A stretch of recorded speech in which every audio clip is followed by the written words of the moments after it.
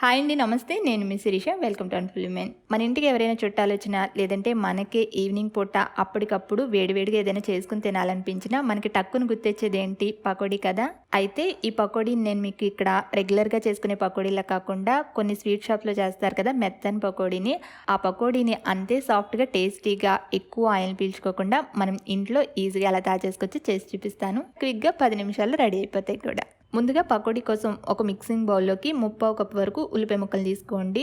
ఈ పకోడీకి మామూలు పకోడీలాగా ఉల్లిపాయ ఎక్కువ పట్టదండి. అలాగే వీటిని సన్నగా పొడవుగా స్లైసెస్లా కాకుండా ఈ విధంగా మరీ చిన్న ముక్కలుగా కాకుండా పెద్ద ముక్కలుగా కాకుండా ఇలా కట్ చేసుకొని బాగుంటుంది. తర్వాత వీటిని చేత్తో ఈ విధంగా నెమ్మదిగా నలుపుతూ ఉన్నారంటే ఇవి కాస్త విడివిడిగా వస్తాయి. ఇప్పుడు నెక్స్ట్ ఇందులో 1 కప్పు శనగపిండి యాడ్ చేసుకోండి. అలాగే శనగపిండితో పాటు 1 టేబుల్ స్పూన్ వరకు బియ్య పిండి కూడా వేసుకోండి. కొద్దిగా వేసుకుంటే బాగుంటుంది. తర్వాత 1/2 టీ స్పూన్ జీలకర్ర, అలాగే 1/2 టీ స్పూన్ వరకు వాముని చేత్తో ఈ విధంగా నలుపుతూ యాడ్ చేసుకోండి, బాగుంటుంది. మనం శనగపిండితో చేస్తున్నాం కదా, కొంచెం వాము వేసుకోవడం వల్ల డైజెషన్ ప్రాబ్లమ్స్ లాంటివి ఉండకుండా ఉంటాయి. ఆ తర్వాత కారానికి తగ్గట్టుగా 2 లేదా 3 పచ్చిమిర్చిని ఈ విధంగా సన్నగా తరిగి యాడ్ చేసుకోండి. ఆ తర్వాత 1 టీ స్పూన్ వరకు సన్నగా తరిగిన అల్లం, తర్వాత కొంచెం కరివేపాకుని చేత్తో ఈ విధంగా రఫ్గా తుంచేసి యాడ్ చేసుకోండి.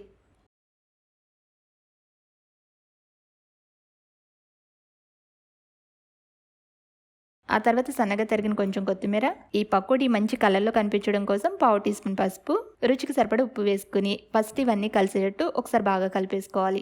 ఇలా కలుపుకున్న తర్వాత దీంట్లో కొద్దిగా వాటిని యాడ్ చేసుకుంటూ పిండి కలుపుకోవాలి. పకోడీ కోసం పిండిని మరీ గట్టిగా కలుపుకోకూడదు, పలుచగా కలుపుకోకూడదు. మామూలు పకోడీలాగా గట్టిగా కలిపారంటే మనకి పకోడీ గట్టిగా వచ్చేస్తుంది. అలా అని బాగా పలుచగా కలిపారంటే మనకి ఇవి ఎక్కువ ఆయిల్ పీల్చేస్తాయి.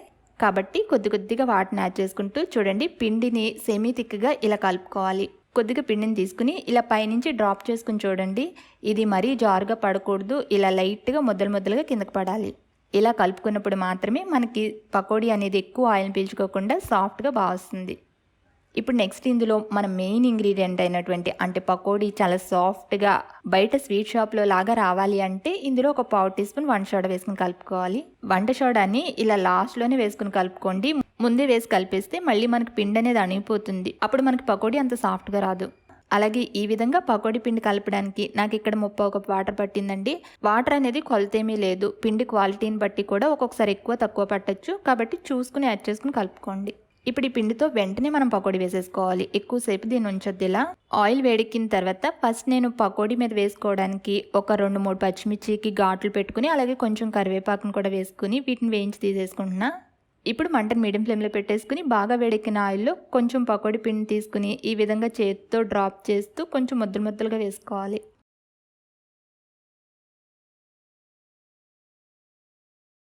వీటిని నెమ్మదిగా కలుపుతూ మీడియం ఫ్లేమ్లోనే వేయించుకోవాలి. హై ఫ్లేమ్లో వేస్తే పైన రంగు వచ్చేస్తాయి కానీ లోపల సరిగ్గా ఉడకు. లో ఫ్లేమ్లో వేస్తే ఇవి గట్టిగా వచ్చేస్తాయి. అలాగే వీటిని బాగా వేయించుకోకూడదు. గోల్డెన్ బ్రౌన్ కలర్కి వచ్చేంత వరకు లైట్గా కలర్ మారుతుండగానే ఇంకా వీటిని ఆయిల్ నుంచి తీసేసుకోండి. ఫస్ట్ వేసినప్పుడు ఇలా కొన్నిటిని మాత్రమే ఆయిల్లో వేసుకుని వేయించుకుని తీసుకోండి. అప్పుడు ఇవి ఎలా వచ్చాయో చూసుకుని దాన్ని బట్టి ఇవి సాఫ్ట్గా రాకుండా కొంచెం గట్టిగా వస్తున్నాయి అనిపిస్తే మనం పిండిని సరిగ్గా కలపలేదని అర్థం. పిండిని కొంచెం గట్టిగా కలిపి ఉండొచ్చు, లేదంటే వంట సోడా సరిపోకపోవచ్చు. కాబట్టి వాటిని చూసుకుని అడ్జస్ట్ చేసుకుని పిండిని కలుపుకుని వేసుకోండి.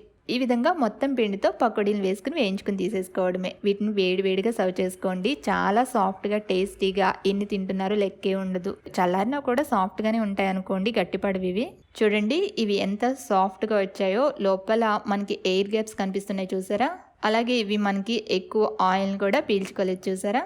చాలా బాగుంటాయండి ఇలా చేసుకుంటే. రోజు చేసుకోం కదా, ఎప్పుడు వారానికి 10 రోజులకు ఒకసారో లేదంటే అకేషన్స్ అప్పుడు కదా చేసుకునేది. కాబట్టి మీరు కూడా ఈ విధంగా చేసి చూడండి. మరి మీరు చేస్తే మీకు ఎలా వచ్చింది, మీకు నచ్చిందో లేదో నాకు తెలియచేయడం మాత్రం మర్చిపోకండి. మరి మీకు నచ్చితే like, share, comment and don't forget to subscribe. Thank you for watching.